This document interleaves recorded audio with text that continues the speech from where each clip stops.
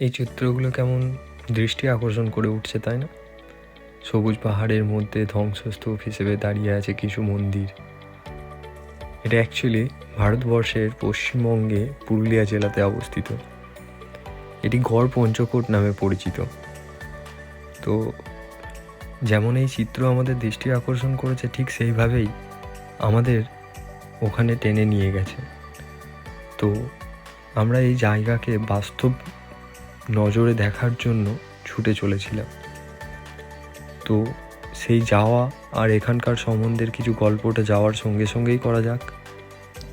তো 24শে নভেম্বর রবিবার সকাল 7টা নাগাদ আমরা হাজির হয়ে যাই রয়্যাল এনফিল্ড শোরুমের সামনে, যেখানে দেখতে পাচ্ছ আমাদের অনেক বন্ধু, অচেনা নতুন বন্ধু সবাই নিজের নিজের বাইক নিয়ে আমরা এখানে মিট আপ করেছিলাম।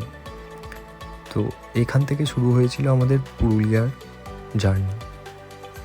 তো চলো শুরু করা যাক। গল্পের সঙ্গে সঙ্গে আমাদের জার্নির ব্যাপারে আরও কিছু নতুন ডেস্টিনেশন সম্বন্ধে জেনে নেওয়া যাক। ওখানে ব্রেকফাস্ট হবে, ওখান থেকে ডাইরেক্ট আমাদের ডেস্টিনেশন।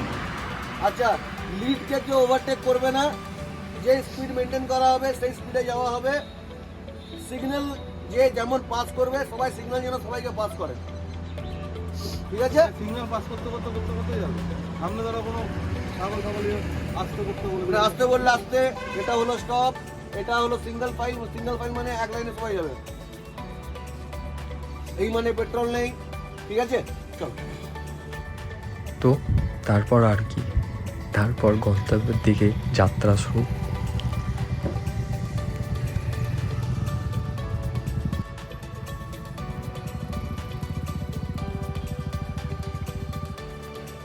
সর্বপ্রথম আমরা নওয়ার্ড বাস স্ট্যান্ডের পেট্রোল পাম্প থেকে সব গাড়িগুলোতে মোটামুটি রিফিউলিং করিয়ে নিই।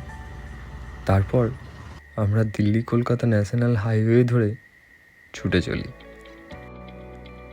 সেদিনের সকালটা খুবই মনোরম ছিল।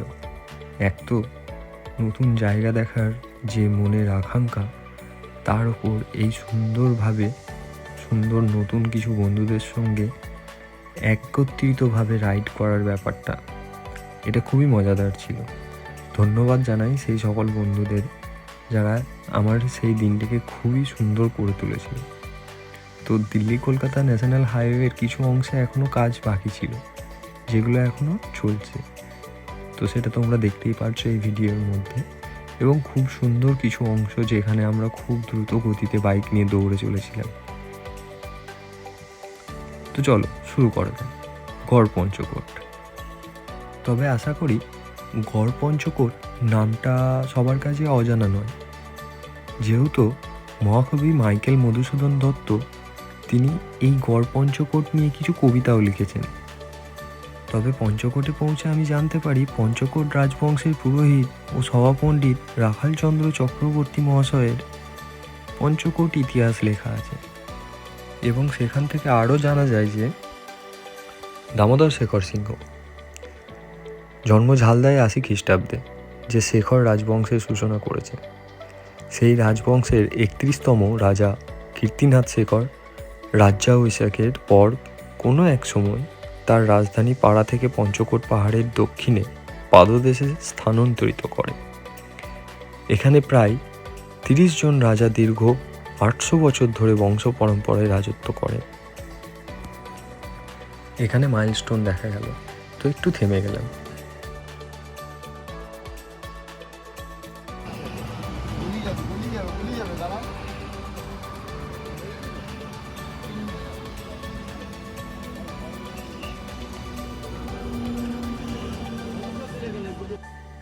বাঙালিরা একটু চা প্রেমী, তাই যাত্রার মধ্যখানে চা না খেলে তাদের যাত্রা নাকি সফল হয় না।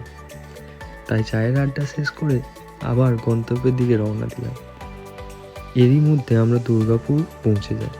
দেখতেই পাচ্ছ দুর্গাপুরের একটা হালকা প্রতিচ্ছবি। তার মধ্যে আবার আমরা এই যে সকালে ব্রেকফাস্টের স্থানে পৌঁছে যাই। এখানে পৌঁছে দেখি গোলমরিচ জায়গাটার নাম। গোলমরিচের ঝাঁঝ কতটা সেটা ভিতরে গিয়ে বুঝতে পারবো। তো ভিতরে গিয়ে একটা সুন্দর মনোরম দৃশ্য দেখতে পাই। এই যে ছোট ছোট চারা গাছ, খুব ভালো লাগলো এখানে গিয়ে। তো আরও হয়তো ভিতরে অন্য কিছু দেখতে হতে পারে, তো চলুন ভিতরে যাওয়া যাক। ভিতরে পৌঁছাতে না পৌঁছাতেই একটা মজার দৃশ্য চোখে পড়লো, তো সেটা একটু দেখে নিই। করবো দেয়ালে আর মাতাল হয়ে ইস্যু করবো দেয়ালে, সালা যা হবে দেখা যাবে কাল সকালে। কেমন আছে এখানে আজকে? তাহলে একবার একটু সবাই নিজে নিজে ইন্ট্রোডাকশন দিয়ে দিস। রাত থেকে স্টার্ট করি। আমাকে না, সবাইকে বলো।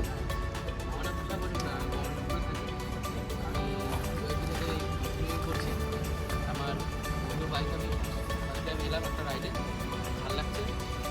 অনেকজনাই আছে, আমরা ভেবেছিলাম যে কীরকম কী হবে না না হবে, মজা কীরকম হবে না না হবে। ভালোই লাগছে, সব সিস্টেমেটিকলিভাবে হচ্ছে। ব্যাস এবার বাকিটা তারপর আরও অনেক জায়গায় যাবো আমরা, এক্সপ্লোর করবো।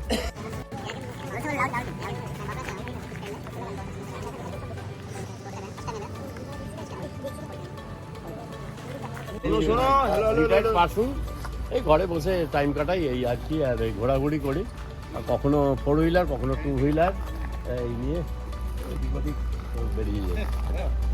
এই আনন্দ সবার সঙ্গে এই আজকে তোমাদের প্রত্যেকের সঙ্গে থেকে মানে যে আনন্দ পাই, এটা সত্যি খুব ভালো লাগে। তাই সুমিত একবার ডাকলেই আমি বেরিয়ে আসি। আমাদের কাকা কিন্তু আমাদের সবারই ইন্সপায়ার। এই 67 ইয়ার ওল্ডে যে এত কোনো রাইড ইয়ে করছে, এটা সব থেকে বড় ব্যাপার। তো দেখবে বাইকটা লাগানো আছে আর হেলমেটটা মাটিতে রাখা আছে, তার মানে কেউ জানে? বলতে পারবে?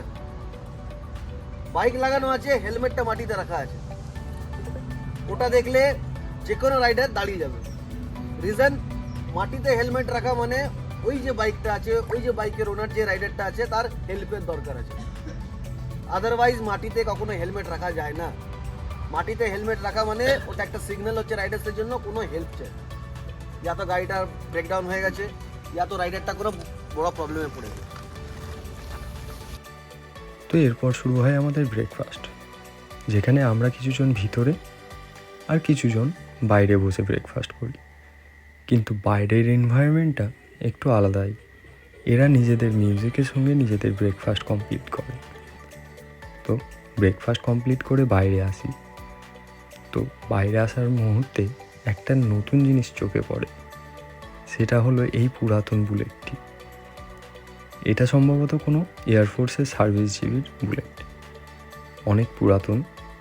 যেহেতু গাড়ির ওপর লেখা ছিল ইন্ডিয়ান এয়ারফোর্স, তো তাই এটা আমরা আন্দাজ করতে পারলাম। তো খুব ভালো লাগলো বুলেটটা দেখে। তো এরপর আমরা গন্তব্যের দিকে আগাই।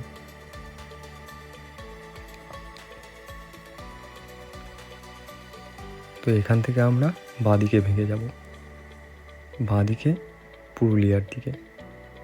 বাঁদিকে ভাগতেই একটা মনোরম দৃশ্য চোখে ঠেকলো, সবুজ গাছপালা। তো চলো এই সবুজ গাছপালার সঙ্গে নিজেদের গল্পটাও কমপ্লিট করা যাক। গড় পঞ্চকোটের, যেটা 1750 খ্রিস্টাব্দে মহারাজ শত্রুঘ্ন শেখরের আকস্মিক মৃত্যুর পর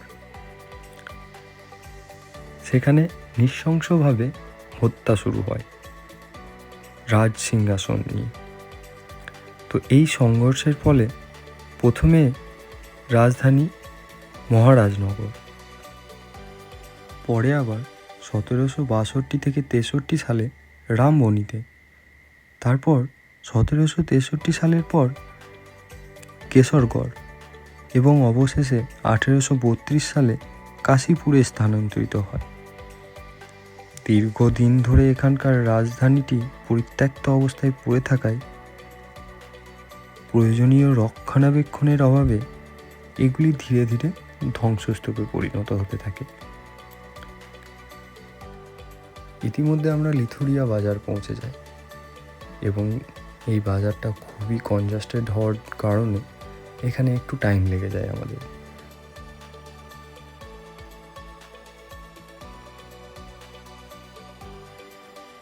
তো বাজার থেকে বেরোতেই শুরু হয় দামোদরের ব্রিজ।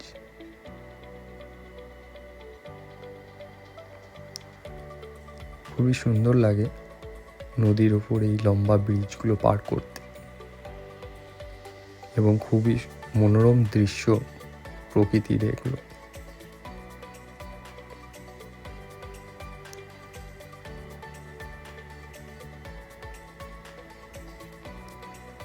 তো তারপর আর কি, তারপর পঞ্চকোট যাওয়ার এই যে প্ল্যাকার্ড অশ্বত্থ গাছের নিচে,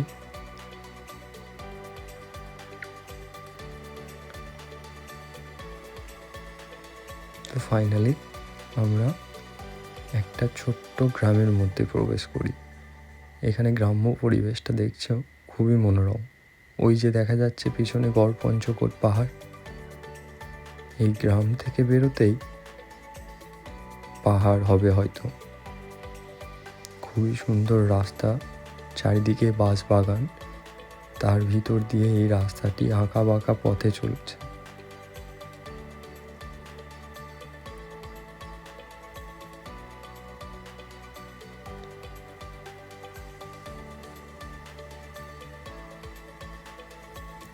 খুবই মনোরম ছিল সেদিনে এই রাস্তায় যাত্রাটি।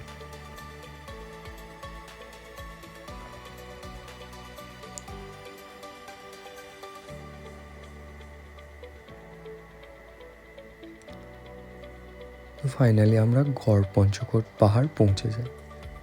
তো এখানে বাইক রাখার সঙ্গে সঙ্গে আমরা সিদ্ধান্ত নিই প্রথমে আমরা পাহাড়ে যাব। পাহাড়ে মানে রঘুনাথ দেবের মন্দির। তো এখান দিয়ে ট্রেকিং করে বেরিয়ে যেতে হবে। পাহাড়ের মধ্যে কিছুটা অংশ উপরে গিয়ে এই রঘুনাথ মন্দির অবস্থিত।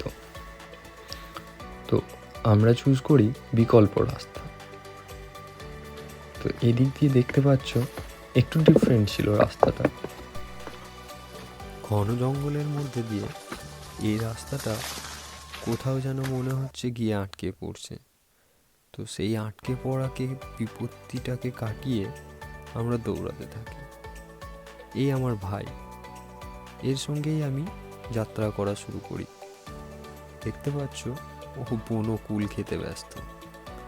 যাই হোক, চলো আগে যাই, রঘুনাথ দেবের মন্দির পৌঁছাতে। তো ফাইনালি আমরা সেই প্লেসে পৌঁছে যাই।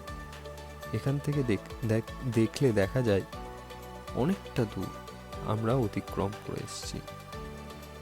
ওই নিচে মন্দিরগুলো দেখা যাচ্ছে। তো দেরি না করে ভিতরে রঘুনাথ দেবের মন্দিরের পরিদর্শন করা যায়।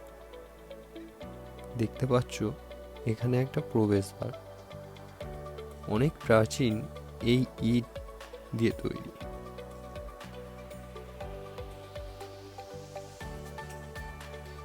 খুবই সুন্দর দেখতে। এখান দিয়ে ঢুকে ওই যে রঘুনাথ মন্দির দেখা গেছে।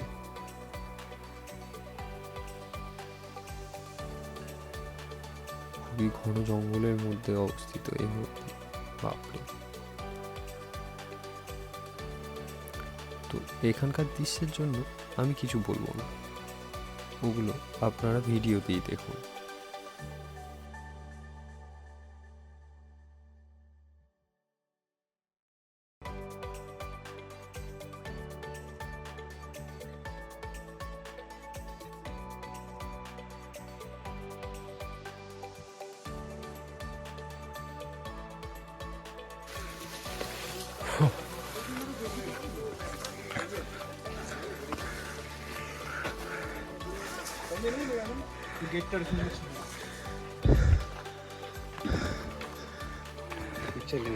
हाँ लेंगे।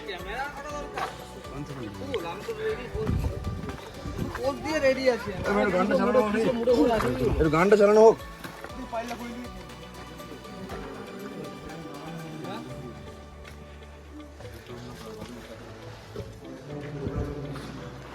ফ্ল্যাশ ফ্ল্যাশ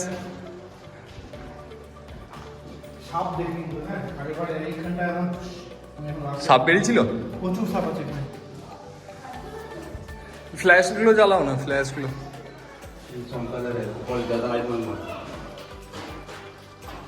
হে বাদুর উড়ছে, বাদুর উড়ছে।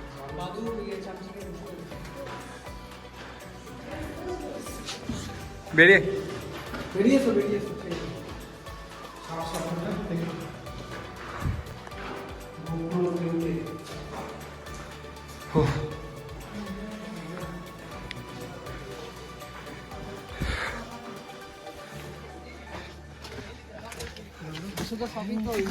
এখানে সাপের খোলসও আছে। সাপে ভর্তি, সাপের আরো বেশি।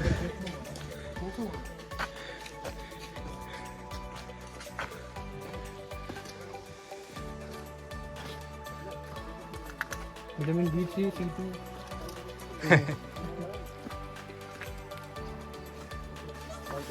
ওখানে আছে।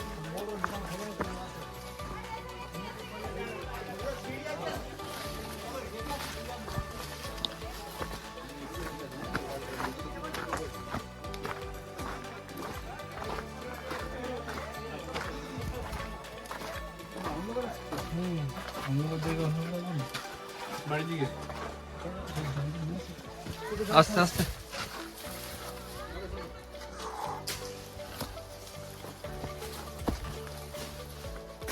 এটা হচ্ছে প্রবেশদ্বার, ওদের হাতি দেখেছিস? হ্যাঁ, ওই যে হাতি ওইদিকে থাকবে একটা। এদিকে চাপা পড়ে গেছে স্তূপ, ওয়াল, ড্রেন।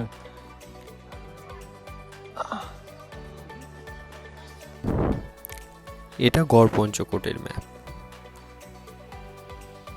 খুবই ভালোভাবে এটা চিত্রায়িত করা আছে। আর এটা গড় পঞ্চকোটের নিচের অবস্থিত মন্দির।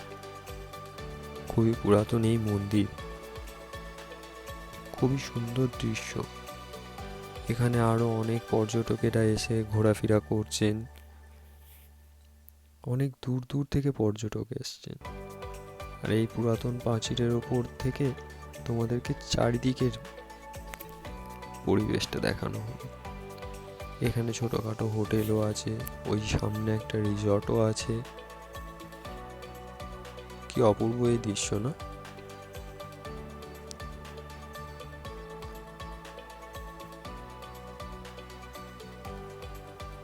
ওই দূরে একটা ফ্যামিলি বসে খাওয়া দাওয়া করছে ওখানে। কি সুন্দর পরিবেশ। তো ফাইনালি আমরাও এখান থেকে বেরোনোর তাগিদে রইলাম। রওনা দিলাম বাড়ির উদ্দেশ্যে।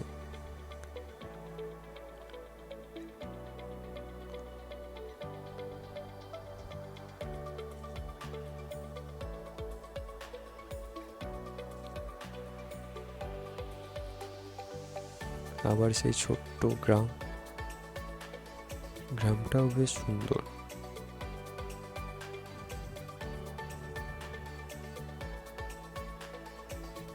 তো আর দেরি না করে বাড়ি ফেরা যাক। বাড়ি ফিরতে সম্ভবত আমাদের দেরিও হয়েছিল অনেকখানি। এটা রাতের কিছু ছবি, যেটা দেখলেই বোঝা যায় যে হ্যাঁ, অনেকখানি দেরি করে ফেলেছিলাম।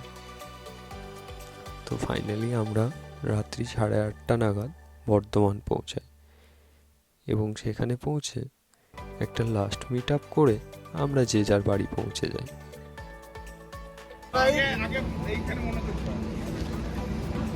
আজকের রাইড এখানেই শেষ হচ্ছে। খুব ভালো রাইড হয়েছে, সবাই খুব ভালো করেছে। নেক্সট টাইম আবার সেম হবে। I love you. ঠিক আছে, আজকে সবচেয়ে ভালো লেগেছে আমার জিনিসটা কি সবাই একে অপরকে সাথ দিয়েছে। একটা কি বলবো ওটাকে, রিদমে রাইড হয়েছে। থ্যাংক ইউ দাদা, আজকে রাইডটা খুব ভালো হয়েছে। খুব ভালো হয়েছে। আর মানে সবচেয়ে বেশি থ্যাংক ইউ আমি আমাদের নতুন মার্সেল। কোথায় গেলাম আমাদের মার্সেল? সামনে মার্সেল আছে, মাশাআল্লাহ। টেলকেও চলো তাহলে আজকে গুড নাইট। আবার দেখা হবে next Friday. Obviously. Royal Enfield জিন্দাবাদ। চলো জিন্দাবাদ। থ্যাংক ইউ কাকু এনকারেজ করার জন্য। গুড নাইট কাকু। Good night all of you.